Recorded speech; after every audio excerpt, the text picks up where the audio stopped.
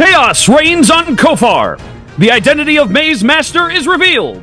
The Jedi suffer major losses and more as the Sky Guys are back to recap Episode 5 of The Acolyte.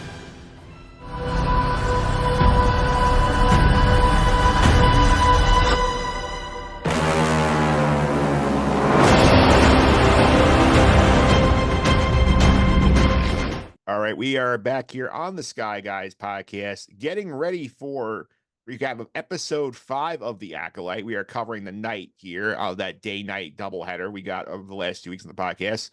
I'm your host, Mike Phillips. Join me today, as always, man's voice of your narration every single week. Pete Consadori is here. Pete, how are you?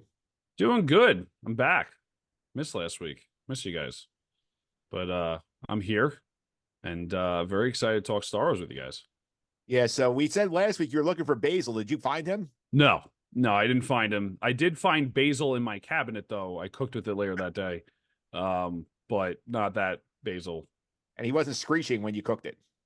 I mean, that's just inhumane. It was basil leaves, bro. I was just trying to make an Italian joke. Hey, I mean, other cuisines use basil. Not that Italians are the only ones that do, but yeah, that was cruel. That was cruel. Yeah, it was a little cruel. I'll give you that. Nick Fraietta will be with us in a few minutes. He's a little behind schedule, but also with us a brand new guest to the podcast here. If you are familiar with the Archie comics, he is a writer for the Archie comics series here. Vin Lovallo is with us here. Vin, how are you?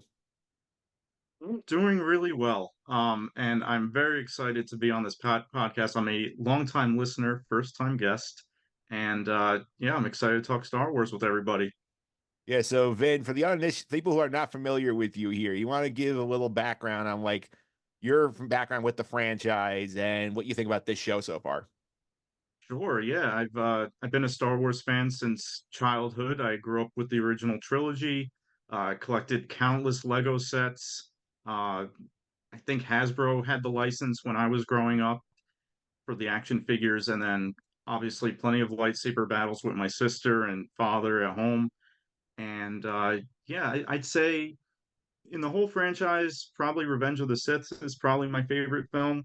Um, and as for like animated shows, I've watched Clone Wars, Rebels, and I've seen almost all the live action shows so far. The only one that I need to catch up on is Andor. So I know I'm behind on that, but I promise I'll catch up soon. As for the Acolyte, I'm enjoying it, especially these last 2 episodes have been like some of my favorites. It has been a little bit of a roller coaster, I have to admit. I thought that the premiere episode, or episodes, I should say, were good, but in terms of trying to captivate me, like get me really excited for the show, it probably could have done a little bit better, but still, I was interested. Episode 3, not bad. I wasn't crazy about it being a total flashback episode, and I thought that the child actors were pretty weak, but you know what? They got what they needed to get done. They explained the backstory of Osha and May. So now we're all caught up. We can get to some cool lightsaber fights, and I gotta say, this last episode was really awesome. Yeah, very excited to talk about this episode here. And on the Andor front here, you got about, I'd say about, Pete, you think about half a year he has to get ready for here, maybe 3/4 of a year to finish up Andor 1? I mean, when's Andor 2 come out? Next year. 2025, right? So yeah, you have time. It's 12 episodes. It's the longest. So Andor is the longest episode run of a live action Star Wars. I'm not sure why no other Star Wars show has adapted it, but yeah, you have time. Okay, what are the lengths per season? Usually around 8. Yeah, usually they're 8. This one was 12. And Yeah. I think next season is also interesting. Okay. Yep. Gotcha. All right. Yeah, that sounds like I got some time to catch up then. So I'll definitely, it's on the list. I'll get to it soon. Yeah, it'll definitely be a big hype next year. Get to the list. And Pete wants to subscribe us on the podcast. They can do so Apple Podcasts, Google Play, TuneIn, Spotify, Amazon, all your usual suspects. Simply search for the Sky Guys, your favorite podcast platform. Final episodes there. And if those of you from the Just and the Suffering feed, obviously you're waiting till this week. You're gonna wait till I think Sunday or Monday to get this episode. So make sure you're subscribed. You want to be at this right on release day. That's crazy. Listen, it's fucking free. All right, do it, Mike. You can bleep that out. It takes 2 seconds. Click the button. You don't got to wait till Sunday to hear us yap about it. You want to hear it right away. So make sure you subscribe. I say it every week. I wasn't here last week. I was looking for basil and nutmeg and whatever. Like this week, I'm here. I'm saying it again. Subscribe. Yeah, you are saying it again here. And Vin, I don't know if you're aware, people can follow us on social media at Sky Guys Podcast on Instagram, TikTok, Threads, and Twitter X, whichever we're calling it these days. And you're here for some fun because this is we have a brand new segment we've been doing here. We're bringing in the social media comment of the week. We'd like to see what we have.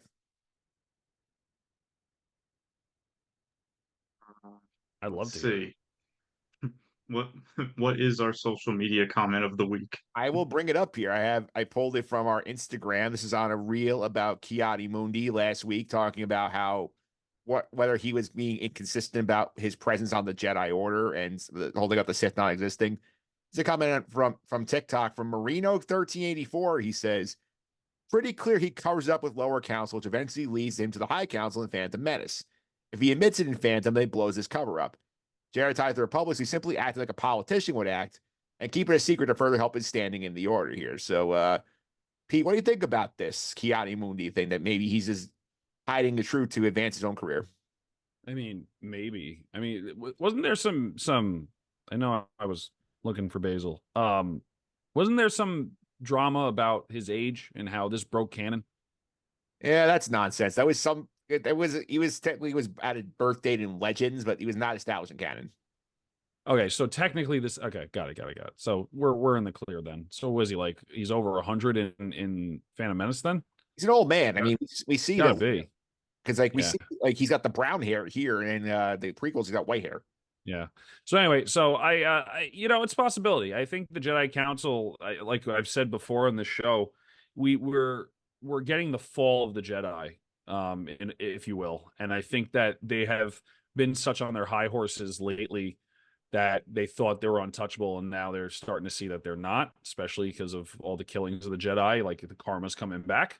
So it's definitely a possibility that this is just how it was, and right now we were seeing a peaceful time, and it just gets worse and worse and worse as we go up to the prequel series. So it doesn't surprise me. It's a great take. Whether that take was well received or not, I don't know. I wasn't on social media to check, but I mean, I like the take.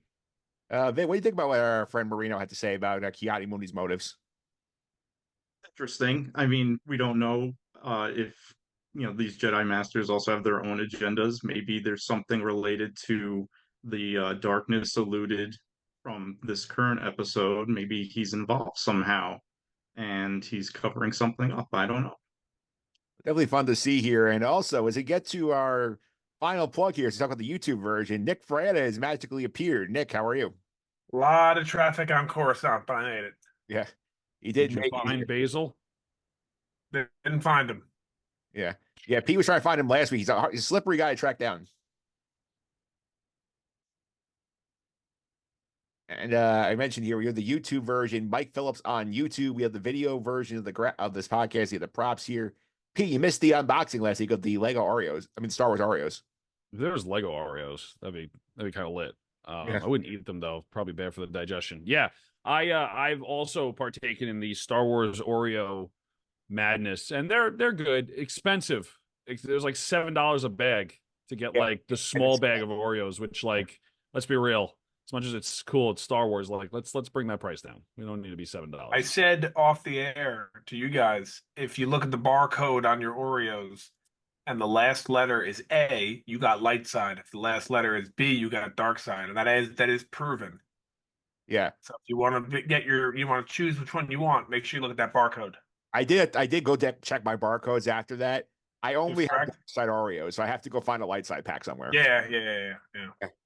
All right, so let's get to some news here. Nick, you got here right on time to do the news. Let's go ahead and check out what we got to catch up on this week. Sure. So Sharmino Chinoy, rather, the director of the upcoming Rey movie, has consulted with George Lucas, Dave Filoni, and J.J. Abrams about her plans for the film, which we discussed last week. Is allegedly going to be episode 10. Yeah, the TikTok was not thrilled about that. No, they weren't. I mean, it is what it is, right? Yep. The second thing is Diego Luna. He's the actor who plays Cassian Andor. He teased that Rogue One characters are going to be popping up in Andor season 2. And more specifically, I'll move to the next news piece because it has to do with this. is that Ben Mendelsohn, will be playing director Krennic in Andor season 2. So a head start for me in the character draft next year. Did you pick him? I had him on my team last year. Oh, we did it. How are we doing that draft? We're adding to the teams. Okay, good for you then. So I have a head start. Great. Seems like the only way you can win is if you get the head start. Yeah, don't get into this. We'll get to this one later, but let's see what else we got. All right. The Acolyte showrunner, which is Leslie Headland, responded to criticism about the show being too gay focused by saying those criticisms were reductive and it takes away from the story she's trying to tell. Yeah, I want to go to Vin on this one as the creative here. Obviously, like you're in the creative space here. Like, how do you relate to like Leslie Headland's trying to go through where like she's trying to tell a story as being like basically reduced to like these base level criticisms she's saying are not related to the story she's trying to tell? I mean, I don't see a problem including, people of different, preferences and whatnot. I don't think it really impacted the story much, and I feel that I don't know. I think that it's fine. There's really nothing wrong here. I think at the end of the day, a good story is a good story, right? Yeah. So why should any of that even matter? Yeah, I was thinking more on the perspective like, oh, like how would you feel like if like you put like something in your story just be completely being like buried because of stupid nonsense like this? Buried, like people not talk about overlooked. like overlooked. There's like nobody's looking at the story you're trying to tell us. They're more focused on circus level things in the plot. I guess I mean that's that's up to the viewer's interpretation, I suppose. Yeah, I know. It's upsetting, I guess, if they're not getting what you intended to put out there, but there's only so much you can control. Yeah, that's unfortunate. We'll see what happens. The show gets any more positive press going forward here. Nick, what else we got in the news?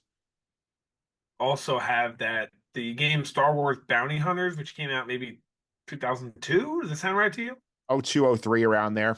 Yeah, it's being re-released for modern systems on August 1st with, they say, updated graphics. Not really. It's more so upscaled for just a remaster of the game. They changed the controls a little bit, upscale it to 4K so it goes on modern consoles. They didn't remake it or anything, but it's being re-released. Yep. And last thing is Ray Stevenson's role of Balin Skull is apparently, it's a rumor, looking to be recasted for season 2. And I saw a picture, I don't know if you guys saw it, of Nick Offerman kind of dressed like that, and he looks great like that. Great.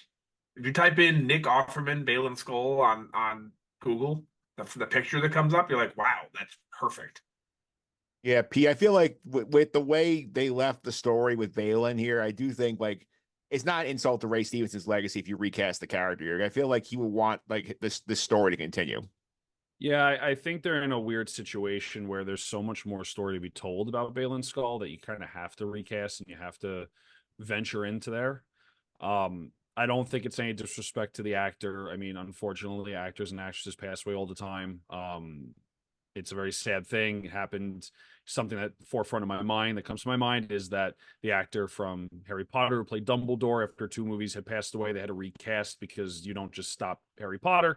And it worked out. It's a little jarring, but your brain, the synapses kind of connect and you go, okay, it's still Dumbledore. This is a different actor. So it's very sad to obviously lose, anyone, but I think that whoever takes on the role will treat it with immense respect and will do it justice. And I'm sure the show will as well. Yeah, Van, I'm going to throw a recast idea out that came from Twitter. So I'm going to put the screen share this one here. This is from M on Twitter here. He says, how about Gerard Butler as the new Balin Skull? Too young, I guess. Yeah, I'm not sure. I think Nick Offerman fits the facial features a bit better, but anything can be done with makeup, I suppose, right? Put on my picture. Put on my picture. Don't be afraid. Yeah, I had to find your picture, so Google, literally type in Nick Offerman. I got the chat feature here, so give me 1 second. I'm gonna throw it up, but it looks great. Yeah, so I'm gonna throw. It's actually pretty spot on. Yeah, here's the Nick Offerman picture of the YouTube. It looks great. Yeah, it does. Yeah, I've heard that. I've heard Liev Schreiber thrown out also as an option for this role. So there's a lot of talent they can pursue if they want to go seriously pursue a recast. Yeah, That it for the news, Nick? that is it. All right, so let's get to this episode here, episode 5, Night, where we've been holding back the whole series on the lightsabers, saying, okay, we're gonna fight with the Force Fu, we're gonna use knives, we're gonna use poison. We got the lightsabers this episode, man. It was a lot of fun. Absolutely, yeah. Quality lightsaber action. I thought it was honestly some of the most like energetic choreography that like from the franchise. And also like very fitting for each character.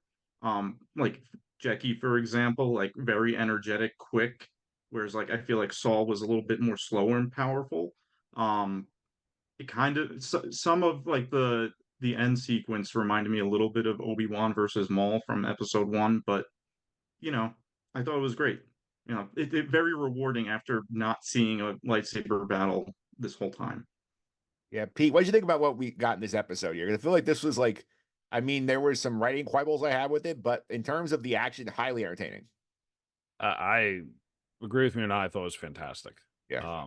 I mean, there's a couple lightsaber battles that I think are above this, but this is definitely up there for me. But it is as a episode in this show with a lot of ups and downs. Um, it's probably the most consistent episode, and it's the most fun, in my opinion. I mean, granted, we're getting lightsabers for the majority of it, so that's probably why, but that's my take on it. Definitely great action. Nick, what did you think about this episode? Fantastic. Loved it. Awesome time. Really excited for the rest of the show. Yeah. Very excited for the rest of the show. Let's get into what happens here. And we got to start off like just looking at some of these lightsaber fights here. So the thing that grabs me first, Pete, is like when Osha wakes up, like it feels like very horror movie episode of Star Wars. Or like she's knocked out, she wakes up and turns to her right, and all of a sudden, dead Jedi on the ground. We see 5 lightsabers in the background trying to deal with Darth Shark, as we've been calling him. So a lot of horror vibes in this episode. Yeah, and let me tell you, the cinematography choices were very good. I like that we started the episode from Osha's perspective and that we weren't just in the same fight that we ended off episode 4 with. I thought it was fantastically done, and it gave that kind of horror vibe, which I think is great. I think Star Wars needs to be a lot darker at times, and this is a glimpse of what could be in the future. Yeah, we got a little bit this last week as well when we had Darth Shark like basically like hover in from the back of the scene, sort of like a horror movie villain. Like he comes in here. We got a lot of like brutal stuff with the lightsabers here. Like this was pretty awesome seeing. And it's something Star Wars does not do very often. Yeah, honestly, like his entrance was chilling to me. Like it took me a second to even realize he was there. And when he landed, I was like, oh no, something is about to go down. And this episode, I was actually really surprised by the body kill count. And like right off the bat, too. They're not really pulling their punches anymore, and it's great to see, honestly. Yeah, Nick, speaking of the body count here, I mean, like we see that one's dead right away, and then we see Kymir basically battling like the 4 other red shirts, like in the middle of the jungle here. Like he kills 2 of them instantly, and he like impales 2 on 1 lightsaber kill, which is like it's like a level of violence you haven't seen yet. We get more violence coming this episode. The most violence and maybe best lightsaber fights, and especially in live action, that we've seen in 18, 19 years Since the prequels, I would think. since the Revenge of the Sith. Yeah. Especially in terms of live action. Of course, those Clone Wars ones they're unrealistic because they're cartoons, but like live actions might be the best action we've gotten in almost 20 years. Yeah, and Pete, I know we were talking before the series about how Leslie Hamlin said that they were inspiring to achieve a Duel of the Fates level like choreography on their lightsaber fights. Like if they did not, I don't think they quite got there. They got very close. Very close. Choreography at times seemed like they had to slow down a bit. I don't know if that's the inexperience of the actors or not, but when it was hitting, it was hitting. I think they did a great job, but like you said, not quite Duel of Fates, but pretty close. Yeah. pretty close here. And we do see here that there's a lot going on. There's a lot of chaos going on here where Soul gets involved here. He saves Osha from the Darth Shark lightsaber throw, sends Jordan and Basil and Osha out of there to get out, like holds off Darth Shark. And interesting note here, Nick, that like Soul, like Darth Shark recognizes Soul immediately. We do find out later on that makes sense here. And we learn that like his helmet shields the ability for Soul to read his mind, which is a new addition to Star Wars canon. Kind of cool. Makes you wonder why people didn't do that in the past or in the future, I guess. But kind of cool. Yeah, Vin, did you like the Magneto helmet that he apparently has? It's cool. I'm actually wondering if there's any connection. I know that this is taking place much further ahead in the future, like before any of the movies, but it gave me kind of Kylo Ren vibes. I don't know if there would be any relation to like Knights of Ren, if that's too like early for something like that. I don't know. What do you guys think? We could definitely I know there's a rumor going around or a story, Mike. I know you'll get into it right now, but to me, it makes no sense because Kylo's not born for 150 years. yeah, we there's a theory going around we'll get to later when we talk about the identity of the Sith of the so-called Sith. You said his name already, just so you know. Yeah, I did say his name already, but like we'll get to I want to get to the unmasking first. That's really cool, but like we have time to talk about the identity of Darth Shark for sure and like what it really means. But we get a lot of crazy fight sequences here, and we got obviously Darth Shark and Soul, and then this May Jackie sequence here, which was interesting because like Jackie sort of remembers, oh wait, May's here. I should take care of this situation. So like they get in a very cool fight where like May is trying to avoid getting arrested, which is one of my writing choices that's weird in this episode here. I feel like where last episode, Pete May was like, "Oh, I'm turning myself in. Like I'm gonna surrender to the Jedi," and then all of a sudden, Jackie comes in to do it. He's like, "Nope, not doing this anymore. I'm out of here." This was my biggest gripe, and this is my biggest gripe of the show. The writing is so like ping pong, back and forth. Pick a freaking direction and roll with it, right? We went from May trying to kill 4 Jedi for a particular reason. We're like, okay, we're going to figure out what that reason is. Makes sense. Great direction. To, I don't need to do this anymore. I know my sister's alive. To, well, I don't want to get arrested. To the rest of the episodes we'll get to later. And it's just, this is what I think is going to be the demise of the show. Not that it's going to come out to be a horrible show. You know, we have a couple more episodes, a few more episodes left, but like we are 5 episodes in, and this character has changed 3 times in a matter of 2 episodes with 0 growth and development.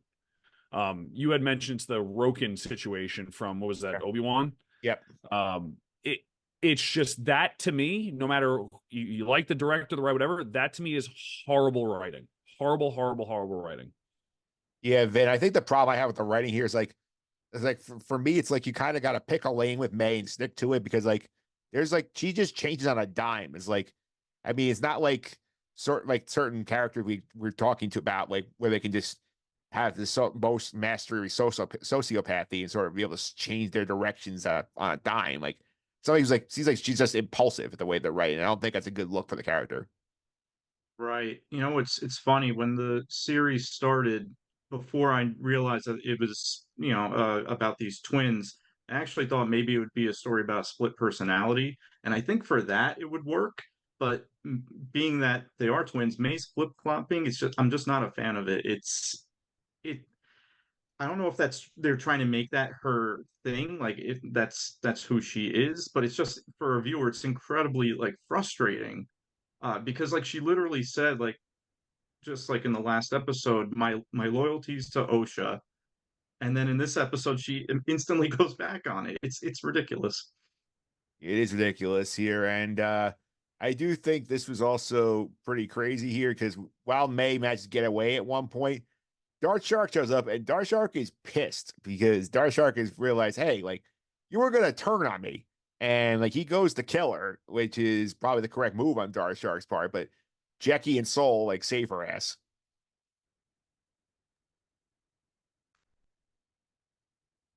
Yeah, Becky and Soul are great characters. yes, Good job by them. incredible teamwork.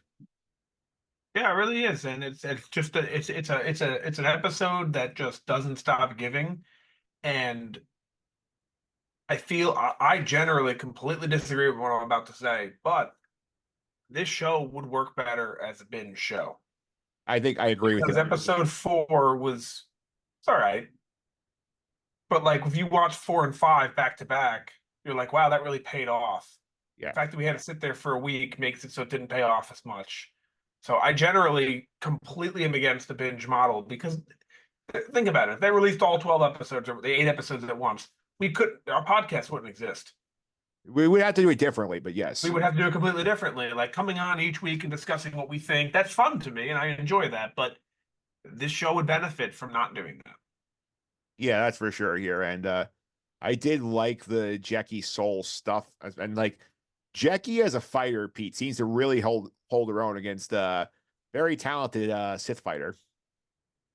Yeah, I mean, hate to bring it back to my girl Ahsoka, but a lot of reminiscence, a lot of qualities, excuse me, from Ahsoka that you see in young Jackie. I think it's apparent, especially when she goes dual lightsaber, one in the reverse grip, one in the regular grip. I think that was a probably a intentional homage to Ahsoka.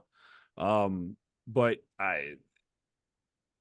yeah, I mean, I don't want to give more away if we're not getting there, but I think the blade work by her was fantastic. Yeah, and it was very impressive too, because she's using Kelnaka's humongous ass blade as one of the two blades she's using. That was one of the things that I enjoyed the most because it showed like how quick-witted she is. Like she thought on her feet, like, oh, there is another weapon here that I could be using, and then it works out for her, in the moment. Yeah, it certainly does here. And take a quick like trip here to the Yord Osha stuff where they're getting away and they discuss how Darth Shark does not follow the rules of combat and he gets inside of your head, which is interesting because it's something we saw in the past, Nick, in the flashback when the witches were getting inside Torben's head. So it was interesting to see that that connection has been drawn, like where that was the first thing that went to my mind. Oh, like maybe he's tied in with these witches more than we realize. Maybe it's a decent point. Didn't think of that. I don't know if you want to go more into him as a character, but I didn't think of that at all. Yeah, because Osha made a note in that scene too, Pete. She says, "Oh, my mother used to be able to do that." So that's what caught my ear.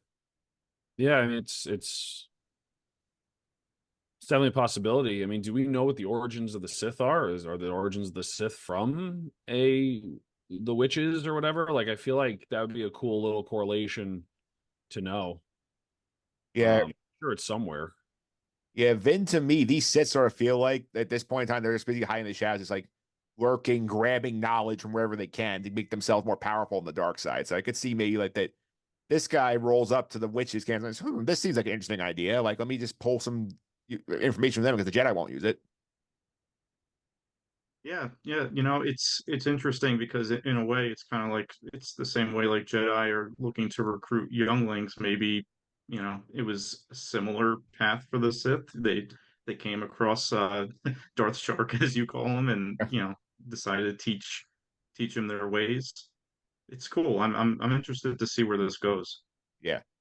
It's fun to see where it goes here. While they're there, they run to the parasite bug trees again. And Oshi says, "Here, I got an idea." It says, "Your turn's lights here." She basically turns another light on with Pip to lead the bugs back. Check back on that later here. But we get these big fights here, especially with Jackie and Soul taking on Darth Shark here. And the reveal at the end here, like with this big fight and seeing how like Jackie dies with the triple impaling on the lightsaber, and then she drops to the ground after she breaks Darth Shark's man. So you see that as our buddy Kymir.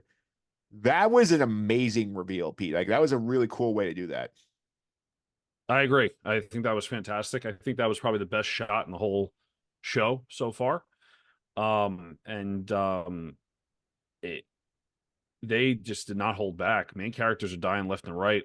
It's giving very big Game of Thrones vibes where no one's safe, and I like that a lot. I really like that a lot. But yeah, that was the best shot of the whole show, and probably will be the best shot of the whole show. Yeah, I saw online a lot of people were saying Star Wars Red Wedding was this episode. not Not close, but yeah, not close. You haven't watched it yet, right? No. It's no comparison. However, I can understand a somewhat of a comparison. I would say this was like 1/16 of that Red Wedding, maybe even more, less. Excuse me. Yeah. And Nick, I want to go to you on this because obviously we get the reveal that we've been led to the whole time that Chimere is May's master, and we get this big reveal. And like I know you said in the past, like this would not be a great voice for the show. I feel like it's written for a 9-year-old. I know it's your famous words on this one, but I think the way they executed him and the way that like May Jacinto can like flip his personality on a dime, be this like sadistic, like crazy person, I thought it really worked. I agree. They did a very good job at doing it, but it's ridiculous. Like we knew it. I knew at least in episode 2 that he was the Sith. I was like, oh, it's him. It's so obvious the way he's talking. We knew from the trailer it was him because he says the code of the Sith Yeah. in the trailer. So like that part of it's kind of ridiculous. Like if you've ever watched, I don't know about you guys, I'm into the murder mysteries, the Scream movies. You seen any of them? I'm sure you've seen a few. I love those movies. But watch those movies. The whole point is figure out who the killer is. To me, this is child's play. This was like the easiest one ever. Yeah. Like this doesn't even compare to one of the Scream movies when you're like, oh, is it her? Is it him?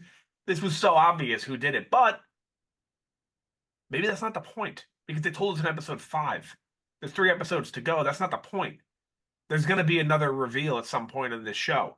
Whether his master is Darth Plagueis, whether his master is whatever Plagueis' master's name is, I forget the name. I think it's Tanner Bruce, I think. It definitely starts with a T. I think you're right. So maybe that's the big reveal in the show, that we're leading into the larger Star Wars universe through him. This wasn't the big reveal. This was kind of supposed to be obvious, maybe. Yeah, I know, Vin, that they did an interview at Entertainment Weekly with Leslie Headland and a couple of the stars of the show talking about this situation. He's like, yeah, I wasn't trying to hide it very much. It's like, I wanted to leave the audience breadcrumbs so they could figure it out here. And then, like, the key was the performance of Manny Jacinto here. And I think he did a great job sort of like conveying, like, when we first meet this character, he's doing his alter ego, say, oh, like, I'm the goofy pharmacist. I'm scared, blah, blah, blah. And then he comes in, he's like the most sadistic killer we've seen in Star Wars in a while. Really, really great at playing both roles, especially like when he is finally showing his true colors. He's got like this almost like a quiet stoicness about him, and like you don't want to approach this guy. Like he's intimidating enough. And yeah, just like his body language really tells a lot. Like his head tilts, his calm way of talking, like it unnerves you. Like it really great eerie vibes. Yeah, and Pete, I think the one other thing I love about this sequence is like how like chilling and cold he is. This conversation where Soul's like freaking out because Jackie's dead, and she's like, "Oh, this is a child. You killed a child," and he's like, "You brought a child to war. Like what'd you expect to happen?"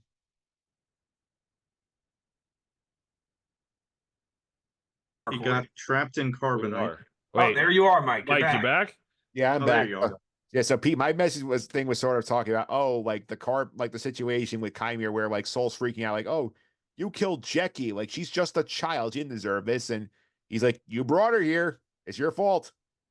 Yeah, I mean, I also like how he referred to the Jedi as it, not even a person. Yeah. And I think that set the tone of how his character feels about the Jedi, or even maybe the common person in Star Wars. It's very, very dark, and honestly, I don't even think Darth Vader gets that dark. We know why Darth Vader is the way he is, and he's not a bad, quote unquote, bad person. He just suffered a lot, and it turned into that. This is true Sith stuff that we haven't seen before.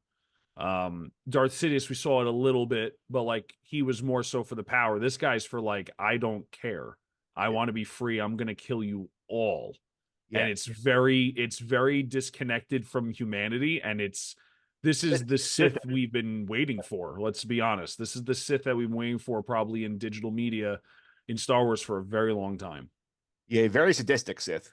This is the Sith that we were hoping Kylo Ren was, right? I mean, if Kylo Ren was this character, Granted, there was a lot more wrong with the sequels that we can discuss at a different time. But if this was the Kylo Ren of the sequels, it would have made it much more interesting. Not to say that Adam Driver didn't do a good job, but I digress. Yeah, and I do also think when you consider like his reactions here and how he's like portraying himself physically, Nick, like the creepy shark teeth on his mask with like the smile from like the Smile movie basically on them, like that adds to like the horror villain vibe. Very horror. It is. I mean, just the way he floated in last episode is very horror vibey, if you will. But let's be fair here, so we don't break canon. He just said you would call me a Sith. He's not necessarily a Sith. Yeah, I want to discuss that now because Saul asked him, who are you? He's like, you would call me a Sith. And then the Star Wars is given an official name. I'm going to go to a screen share here. They're calling him the Stranger for now. So this is what they say on the site here. So the Stranger, alias Chimere, the specialized cortosis gauntlet and a mask permanently twisted into a frightful grin. The Stranger with a red blade laser appears out of thin air. While some may call him a Sith, the same messaging Nick has used, and he used in the show, let us know of his dark sider who has been training Maya Anasay in secret, hiding his face from his pupil. When needed, he has adopted the alias Chimere, acting as a shiftless drifter and supplier with seemingly no cares at all than his own amusements. So, interesting note here. I do think that they have made it very clear that, like, this is not as straightforward as, oh, he's a Sith Lord.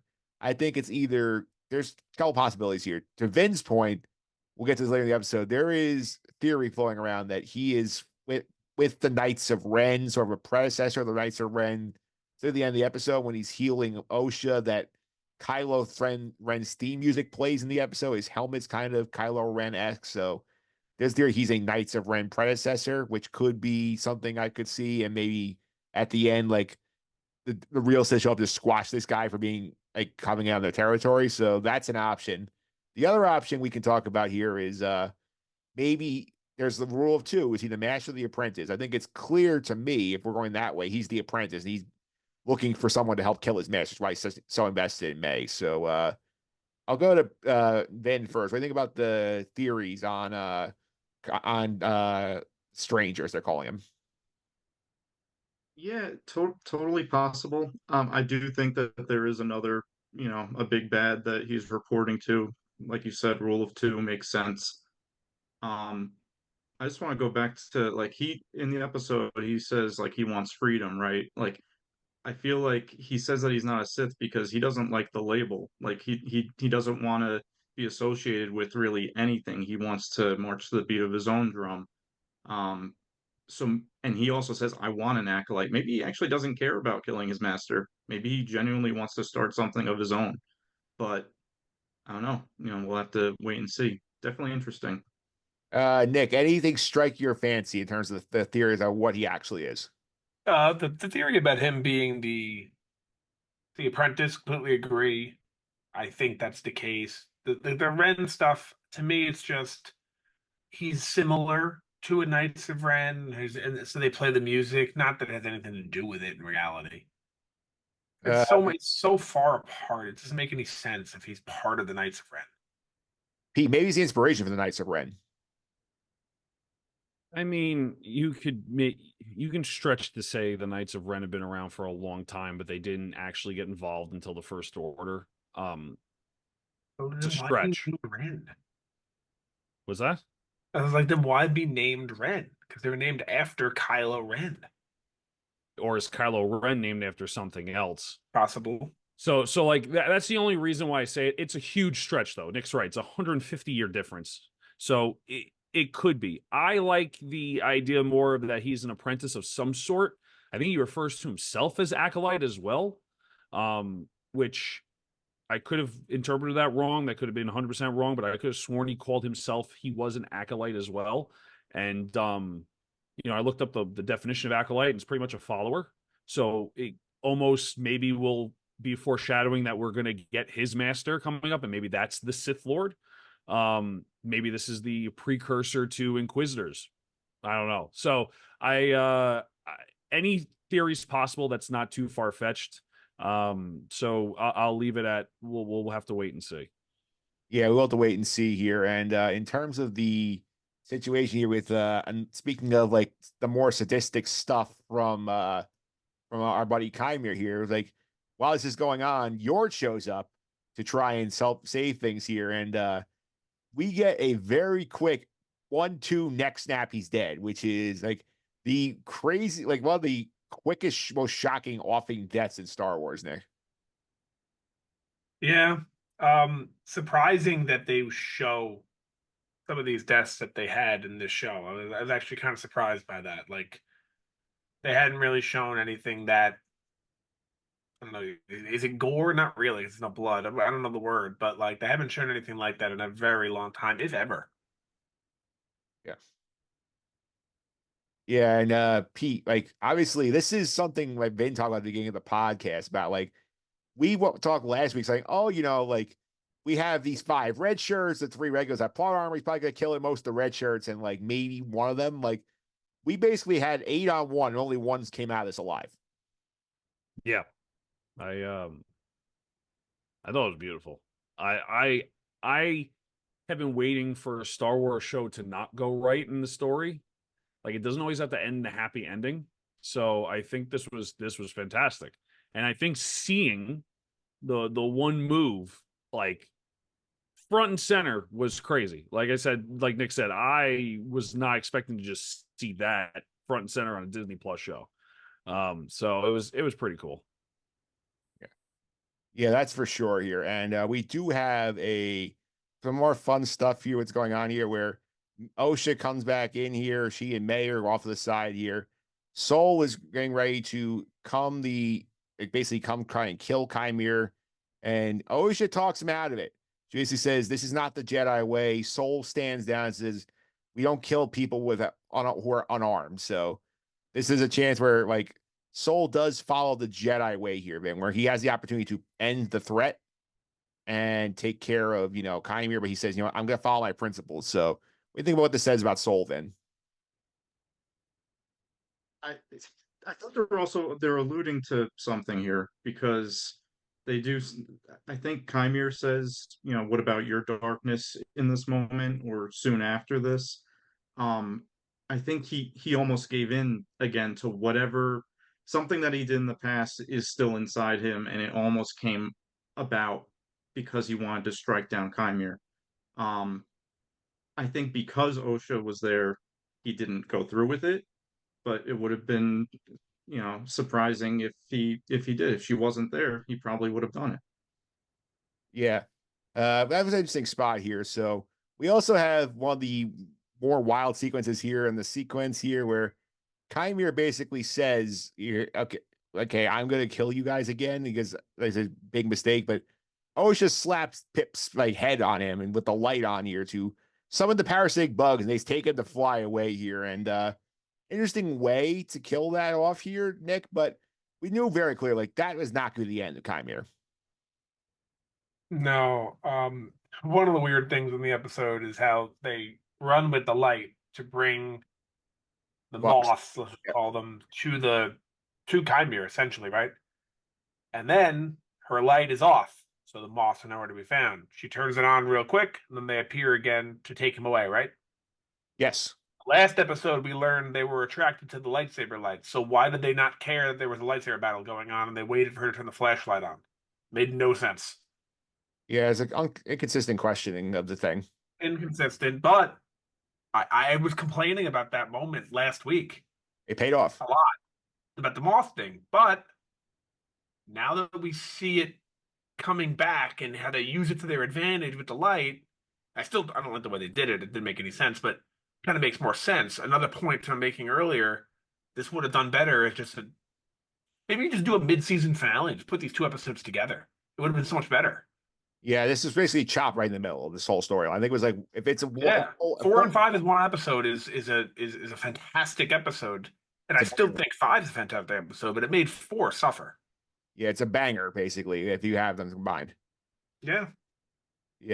We now get the Osha May stuff here, where Osha runs off to the side here, and Osha questions why Kymir's being told, like why he said not to trust Soul, something that happens early episode. He says he can explain, but May knocks him out. They get in a fight. And this whole conversation with May and Osha was like a little like the writing was not great on this, Pete. I think the writing for May has just been atrocious from the get-go. This scene almost ruined the episode. I gotta be honest with you. It didn't. I looked past it. It is what it is. What comes subsequently after gets really close to bringing it back to like, okay, this is kind of could be a cool angle, but the writing has been so bad for this character, and I don't know why. I feel like we might learn something that would make more sense as to why she is like this. Maybe she does have a split personality or something like Vin was saying, or there's something going on that, okay, maybe that's why the writing has been so weird. She's got this going on or whatever. So I don't know if something's going on that we're going to learn more about May, or if this is just bad writing for the character, because all the other characters, I feel like the writing's been fine. So something's up there, and I'm curious to see where it goes. Vin, how'd this scene play for you with the May Osha stuff? It almost seemed to me like a repeat of some of the conversation in the third episode when they were kids. Jedi are good. No, they're bad. It was the same thing again. But it goes back to the whole why does May keep flip-flopping thing? It was a very frustrating scene, and I honestly like I couldn't wait for it to get back to where Soul was, because it just wasn't doing anything for me. I'm like, I've seen this song and dance before. I thought she was looking to change. What happened here? Yeah, I thought so too. And then Nick, we get this big moment here. It's gonna probably set up the rest of the season where May and Osha get in a fight. May gets the upper hand, knocks Osha out, takes the lightsaber from I think she takes Yort's lightsaber. She cuts her hair, and then she goes in undercover. She goes back to Soul at posing as Osha, and leaves May there to get found by leaves her sister there to get discovered by Chimera. So this is going to be an interesting sort of setup here for the last 3 episodes. Do you like this twist? I do have one issue with the writing here, potentially, with this. I don't like the writing behind it. I think it's, like you said, May's character. What is her angle? We still don't know. It's kind of crazy, but I like it in a story way. If that makes sense. Like let's put an example like the prequels. We all love the story of the prequels, the way they tell it, 1, 2, and 3. It's a great story, but it could have been executed a lot better with a different writer, right? Yeah. This overarching story was fantastic, but like the dialogue was unbelievably bad. The way it kind of like the way it transposed was not the best, and I feel kind of the same here. The story that they're going to tell with this seems great, but the execution maybe not so much, with May going back and forth every 5 minutes. Yeah, Pete, my question with this is my issue I have with it here is like if Soul does not recognize that he is walking back with May and not Osha, considering he has ability to like read minds and understand people, like that's to me very inconsistent with what we've been told about him in this show. Like the way I think it's set up here, he's either got to know what's going on and be willingly bring May back to sort of get her in front of the Jedi and sort of may change her mind view, or he's a moron, which I don't like if that's option number 2. So I think both of them know. I think Saul knows, and I think the stranger knows. And I think they're both going to use it to their advantage. We just haven't seen it yet. And not to say Saul overacted there, but it seemed like he was trying his hardest to make it seem like, well, what happened? Where's your sister? It didn't seem as natural as he has been this whole season, this whole show. And it brings me back to the writing. If you look at like the writing for the stranger, it has been phenomenal. Yeah. So it makes no sense that the writing of May is, let's call it what it is, just crap. But yet the Sith is amazing. It's the same writer for the whole show. So I don't know if the director wanted, or whoever the showrunner wanted to, for lack of a better term, shove 10 pounds of things into a 2-pound bag, right? And they said, do what you have to do with it in writing wise for this character May, but the Sith you have a little bit more, or the stranger you have a little bit more wiggle room so you can bring that character out.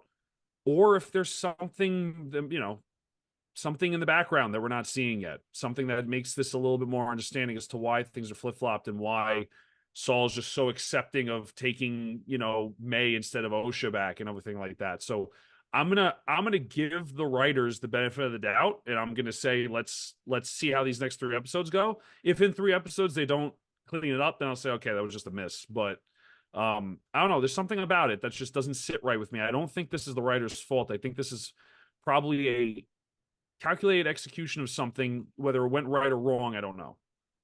Yeah, I'm gonna reserve judge until we see how this plays out. So about the Chiati Mundi thing from last week, but Vin, as somebody who works on a team of writers and is collaborating with writers before, this is not like Mandalorian where Jon Favreau writes the whole season out before he does the episode. Like this is a show with like a writer's room where they have different writers writing each episode here. Like I know we complain about the flip-flopping of May's character specifically here. You feel like this may be a situation where like one writer is doing one thing, another writer is doing another thing in terms of May? Yeah, I think I would assume that at the start of the series that there would be some kind of breakdown to show the path of these characters, A to B, this is where they need to land, but then you could still invite different writers to write for them. I mean, it could be a matter of writers getting different uh I guess they're different perspectives on what this character could be, but that makes it messy, right? It would be a bit more, it would be a lot more consistent if it's just one writer. Um, I did like what Pete brought up before about maybe there's more to this that Saul knows that it's May, but I do question why would he then leave Osha behind, knowing that Kymir's still there. Yeah, well, I mean, it could be Soul being sloppy. You're also assuming, oh, like the bugs got him, and then just like not bothering to try and double check his work. That would be very lazy on a Jedi Master, but not totally not totally how do you say uncommon, I guess. Yeah. Yeah, that's kind of where we leave the episode here, where we basically end up with Soul and May are on the ship. Basil's back on the ship as well. He's figured and he knows that it's not right. We don't unclear yet if Soul does. And then we get this really creepy scene, Nick, of Kymir force healing Osha at the end of the episode, like while he's saying a bunch of like weird twisted shit out loud, which I think was another fun like way to leave that character. Yeah, it made him seem as creepy as possible and as evil as possible. And this might be the first time in a long time that we have a villain that I'm totally convinced is not going to turn back. I'm so sick of that storyline. You know what I mean? Yeah, we finally have a villain that's fully invested in being I mean, Palpatine, true, but this is he's not the big bad. We're assuming that Palpatine is the big bad. This is our Vader. This is our Kylo Ren. Yeah, and both of them turn, good. Happy to probably not see that again. Yeah, so I think in my head, I count a total of 4 villains who have not turned good in Star Wars: Palpatine, Maul, Dooku, and Kymir. I think it's gonna be in that club. And when you look at 2 of those, Maul and Dooku wasn't good, of course not, but he was doing what he thought was right. He wasn't being bad for the sake of being bad. Yeah, he's not sadistic. And Maul, although he never turned good, was against the bad guys. Yeah, Maul's like it's true. Maul did come kind of an anti-hero in Clone Wars. Yeah, he was the Wario. Yeah. Certainly a fun viewpoint there, but I think a good place to leave the episode here. A lot of intrigue going forward, Vin, for these next 3 episodes. Now we have this switch in place. Yeah, I'm curious to see where this goes. I wonder is Kymir gonna try if he knows that's Osha, because I'm assuming that if it was May, he would have just killed her on the spot because that's what he wanted to do this whole time. Yeah. I wonder does he see her as a potential acolyte? He's gotta if he healed her, right? He has intentions, or he needs to bring someone to his master. There's a couple different ways this can go. Yeah, that's for sure. Yeah, let's sort of wrap up the episode here. We'll get to our predictions in a few minutes in terms of things we keep track of every single week here. So we're going to get to our character draft here. So I want to get Pete's thoughts here as well, because we got catch up to him last week. So we had a point on the board here. Nick got Chiati Mundi on the board last week. He has 1. You and I are still sitting on 0s here. So I think unless Plagueis shows up here, I think Nick's gonna have us in the bag. I mean, it makes sense. I don't do these character drafts thinking I'm going to win. So, yeah, it makes sense. You might get the tie. I might. Who knows? Yeah, I'm still holding out hope I get the Revan flashback somewhere, but I don't think I'm getting anything else. Wait, didn't we? Or aren't we supposed to get Keanu Reeves in this show? That's the rumor. Oh Yeah, I forgot about that. Yeah, that was the only reason why I picked Darth Revan, because I figured Yeah. Keanu was playing him for like one scene. I mean, we haven't seen him yet.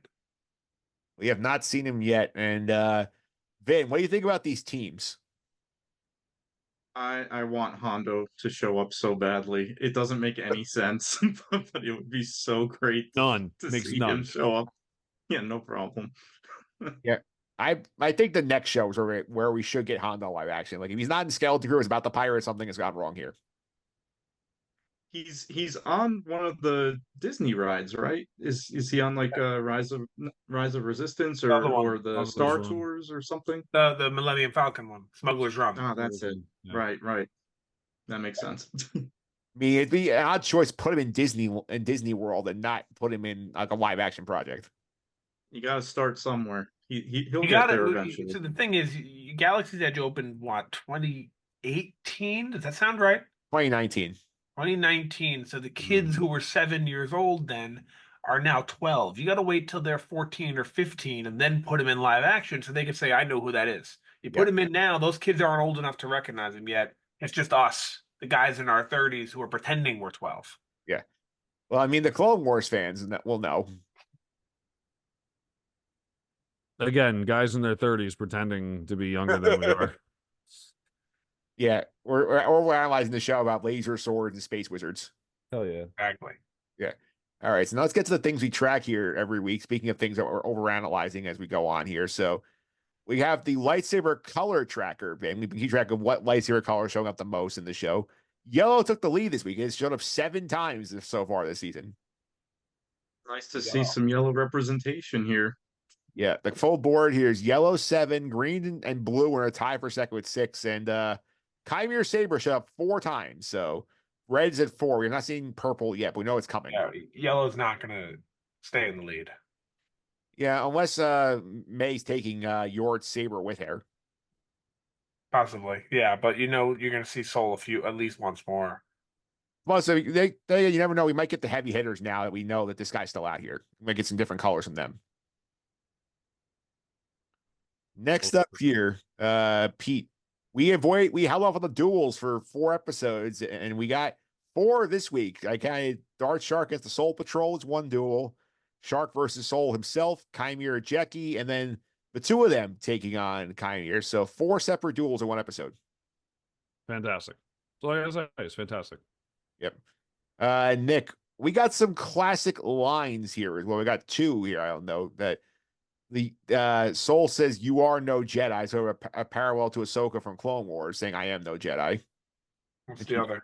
The other one is in that weird May Osha fight where May goes to Osha, "They turned you against me," so they're pulling the Anakin from Revenge of the Sith. All right, we'll accept it. Yeah, it was the same vibe. I feel like they wrote that way just to get to that line, Ben. I mean, I'm not against it. Throw it in there. Go for it. Why not? Love it. Yep.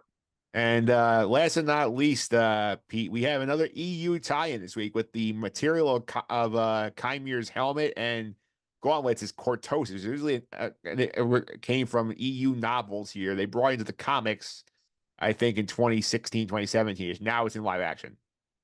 Yeah, I have to say the cortosis armor breaking the lightsaber stream is kind of crazy to me. Yeah. We kind of like glanced over that, but he headbutted 2 lightsabers and it just broke him for like 20 seconds, which I found crazy. So definitely very cool. Never knew about it before today. I had to do some, look it up to see where it came from, obviously, and what kind of media it was in. And very cool stuff. I'm unfamiliar with this. Did it hit the hilt of the saber or the actual blade itself? I think it looked like he smashed the hilt Blade. with the cortosis. No, the blade. Yeah. was like Really? mid blade. He just went like this, and it Shorted. just broke it shorted it out, and I thought that was awesome. It's pretty wild. I like that. Yeah, so it's like if you were doing like you have like electronics on here, you have the radio by the pool, you splash it with water, and then all of a sudden it's gonna short out for it before it restarts. So that's sort of the idea. I took it from. Yeah, no one's tried splashing lightsabers with water. I feel like I don't know. Were lightsabers ever lit underwater before? Well, not underwater, but I only saw the movie once. But didn't Rey and Kylo fight like near water in the what do they call the last one? I don't even remember. Rise of Skywalker. Yeah, I was gonna say, Didn't they fight like right next to the water? I don't know if the water was on them, but weren't they right next I to don't the know. water? I would love to see the next Sith Lord just take a bucket of water and throw it on him. Oh, and Obi-Wan fought Jango in the rain. Oh, fair. Yeah, I was just gonna bring that up. I was gonna say I had the Clone Wars poll, that one arc when they're on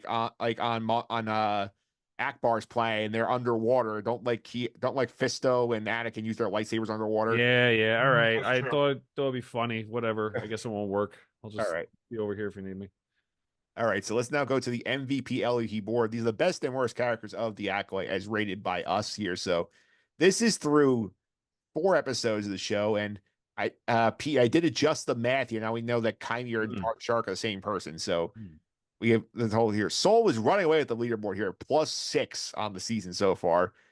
Chimera, aka Dark Shark, is +1 on the board. Dark Shark is +2, and Chimera was -1 heading into last week. So now they're combined. Basil is +1 because Pete gave a point last week for doing his job successfully. Mother Anastasia +1. We have 4 people in the positive in this whole show, Nick. Well, a lot of them have gone to solo. That's why. Yeah. Vernestra and Yord are at 0. Our -1s are Osha, Jecki, the prison guards right from the premiere, the prison gang who got recaptured in 30 seconds of getting out, Indara and Mother Coral on -1, and May's bringing up the rear right now at -2. So that's where the board stands here. So we're going to go to the MVP section first. I will kick us off here. I feel like this has to be Chimera. Chimera killed 8 Jedi in one episode, and he has potentially a new Acolyte in Osha. So I'm giving him the MVP point. Pete? Yeah, same. The Stranger, Chimera, whatever you want to call him.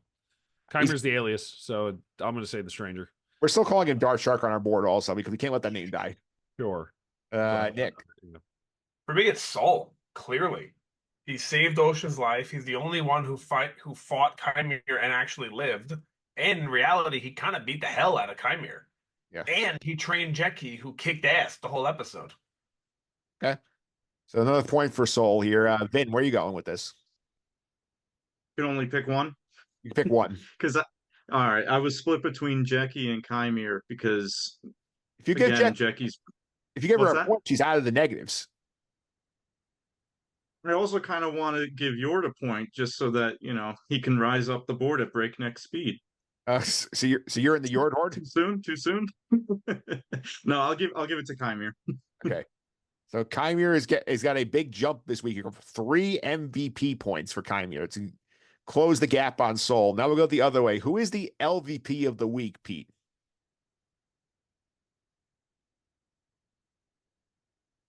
Sorry, Vin's Vin's pun there was got me a little bit. So my LVP is May. Just terrible writing. The character's flip-flopping.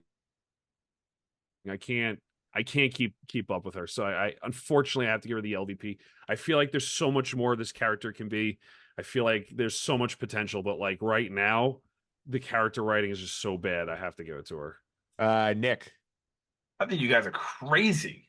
I think it's Chimera clearly. So, was he the coolest guy in the show? Of course. Not arguing that. Was he badass? Absolutely. He killed But 8 look at him before the episode and look at him after the episode. He revealed himself to the Jedi. Didn't want to do that. The Jedi got away. He lost May. He lost everything. He killed 8 Jedi against. To be fair, Soul got away knowing that he exists and knowing that he's training May. hang on. He's completely screwed. Hang on.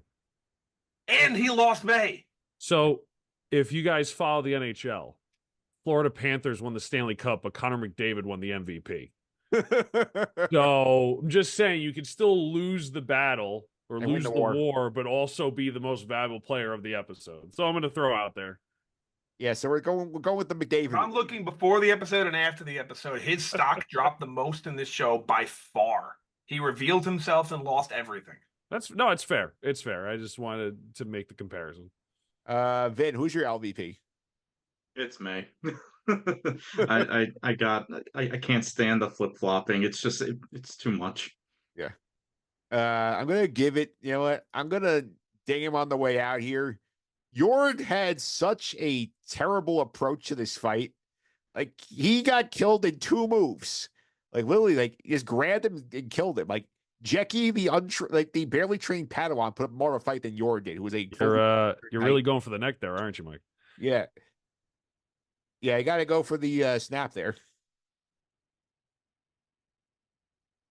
Because I just think, like, for somebody as talented and as, like, arrogant about his skills as he is, York could have done a lot better in the fight.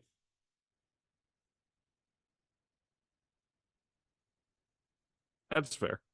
All right. Now we're going to go to the grades here on a scale of 1 to 10. 1 is worse than 1978 holiday special. 10 is up there with the Prison Break episode of Andor, which Vin has not seen yet in terms of the pinnacle of live action Star Wars content. So, Nick, start us off. Give us your grade for this episode. So I think it's safe to say, and I'll just ask you, Mike. Yeah. Do you think this was the best episode of the show? Yes. I agree. I gave the second best episode, which in my opinion was number 1, an 8. Therefore, give this one a 9. A 9. Okay. Vin, what's your grade? Yeah, I'll give it an 8.5. Okay. I'm right there with Nick. This is a 9. This is the most fun I've had watching this show. The writing quibbles keep me from giving it a 10, especially with May. But I think overall, the action is the most satisfied I've been in a lightsaber fight since Disney got the property back. So, got the property from Lucas. So, I'm giving this a 9 here. Pete, you want to wrap this up? 9.5. 0.5 off for writing. I feel like if we just change one small thing in the writing of May, this is A 10. the best live action episode of Star Wars to date. Even above the episode 5 of Ahsoka. It's on the same level. And the only reason why I say that is because I think episode 5 of Ahsoka hits because of the nostalgia. Yeah. You know, if people don't know what's really going on, is it really that big of an episode for them? So that's why it's huge for us, maybe, but not for most.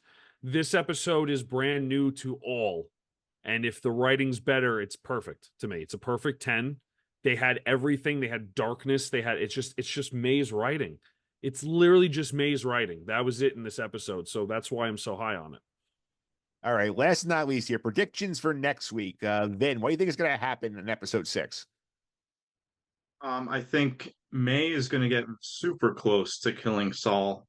But because and I'm going to, negate Pete's theory here. Because he thinks that she's OSHA, he is going to be honest and finally follow up on what he promised her this episode. And that whatever the darkness is, whatever his his evil past might be or whatever, it's going to change May's mind about him, possibly. Or not. She might flip-flop again. I don't know. We'll see. All right. So I think May's gonna play the long game here. I think she's not gonna go for the immediate kill. He's gonna try and like buddy up to Saul and end up being brought into these meetings and whatnot. I think that Saul goes back to Vernestra and tells her what happened here, and she says, "We need to bring the A-team in. Enough of the barely formed knights and Padawans. We need to bring in like superstars to take on this guy." So Vernestra says, "Let's form the Avengers." So that's the prediction I have here, and I think I can see Vin's point that Saul's confession ends the episode and sends us into 7 that way. So, Pete, what do you think's gonna happen? So I think half of it's going to be a snooze fest, and the other half is going to be mainly around the Stranger and OSHA. I think we get the Stranger's Master at the end of the episode, and that's the thing that brings us to episode 8 and 9. But I also think the Soul end of it, we're going to get a half and half. It's going to be snooze fest because it's going to be just talking about stuff. I think we'll get some good information. We may get the actual confession of what actually happened. Maybe we see May change because of that, excuse me. But I think half of the episode is going to be boring as all hell, and the other half is going to be pretty badass. Nick, wrap us up. I think I agree with you, Mike, in the first half, what you said there, that May's going to play the long game there. And more of a futuristic prediction here. I don't think Soul makes it back to Coruscant ever. Because you already see a lot of stuff going on around the internet about how this is breaking canon, blah, blah, blah. I don't think it is. But if he gets back to Coruscant and tells the story, and everyone knows it and hears it, that there is a Sith, or when he calls himself a Sith, whatever, then that kind of is breaking canon. So I don't think he gets back to Coruscant at all. I think eventually May does kill him, and Osha ends up killing Chimere. If Chimere is to die, that is. Yeah, I think in the Which long, I assume he is. I think Chimere is not going to make it out of the season. That's my personal prediction. I agree with you, and I completely agree, but I feel like how could Soul get back to Coruscant and tell the council, or the small council, whatever they're called, the people, you know, with Ki-Adi-Mundi and friends, all this stuff, and then have him not tell the council? That just seems crazy. I don't think they'd make it back. How would it break canon? Because Ki-Adi-Mundi said the Sith have been extinct for a millennium. If he doesn't know about the Sith, fine. But if he learns about the Sith from Soul and then doesn't say anything for 100 years to the council, but why? Didn't we determine that the stranger is not Sith? But he called himself a Sith. He said you would call me. He said you would call me a Sith. Call me Sith. Right, but you're going to go back and say there's someone out there with a red lightsaber who I would call a Sith who's killing Jedi, and Ki-Adi-Mundi would just say, nah, he's not a Sith. You're right. Inquisitors were not Sith. He said you'd call me a Sith, though. Saul would call him a Sith.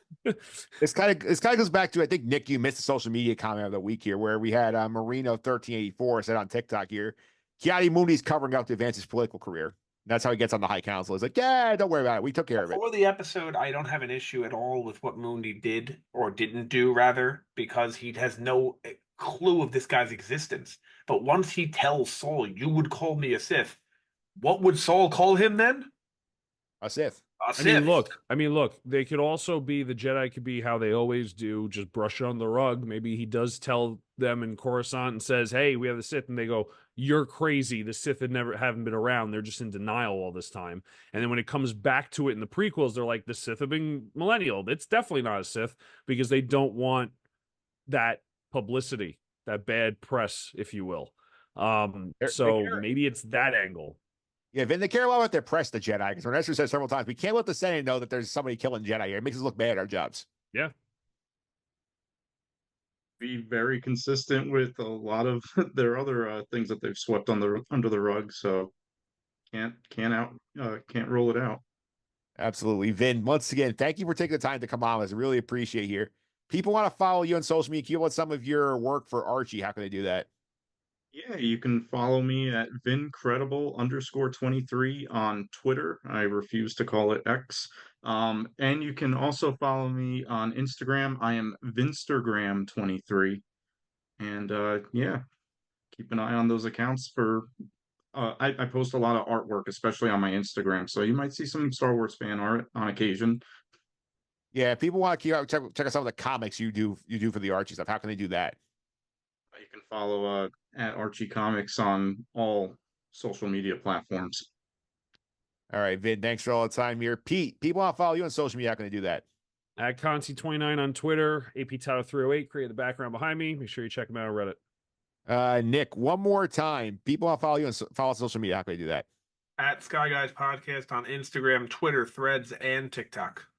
Yeah, but you can also follow me on social media, mphillips331. It's MPHILIPS331. This week over on the Just on the Suffering podcast, I had the guys in the Sorry to Interrupt podcast come on to talk NBA offseason. And Nick, we put it out on Monday, so we just missed all the craziness from the Knicks-Nets trade. You missed the Knicks-Nets trade. You missed the LeBron James Jr. being drafted to the Lakers. Yeah. Missed all of it. Yeah, OG coming back. A lot of stuff OG Anunoby getting the big extension. Or I guess contract, really, not really extension, but yeah. I still recommend listening to the episode. I do have a fun Kevin Durant theory I put on that podcast. You want to check that out? I will check that out.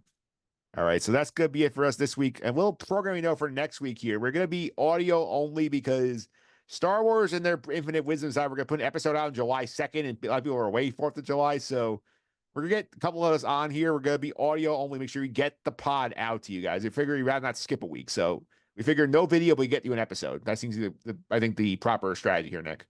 I don't think the audience will mind. Yeah, I think they're happy to have the episode in their feeds. Yeah, I think maybe I have to look at the numbers, but I'm pretty sure 95% of our audience is audio anyway. Yep. So that's coming up here next week, but we'll be back then to discuss the Acolyte. We'll be out on Wednesday again next week, but until then, may the Force be with you.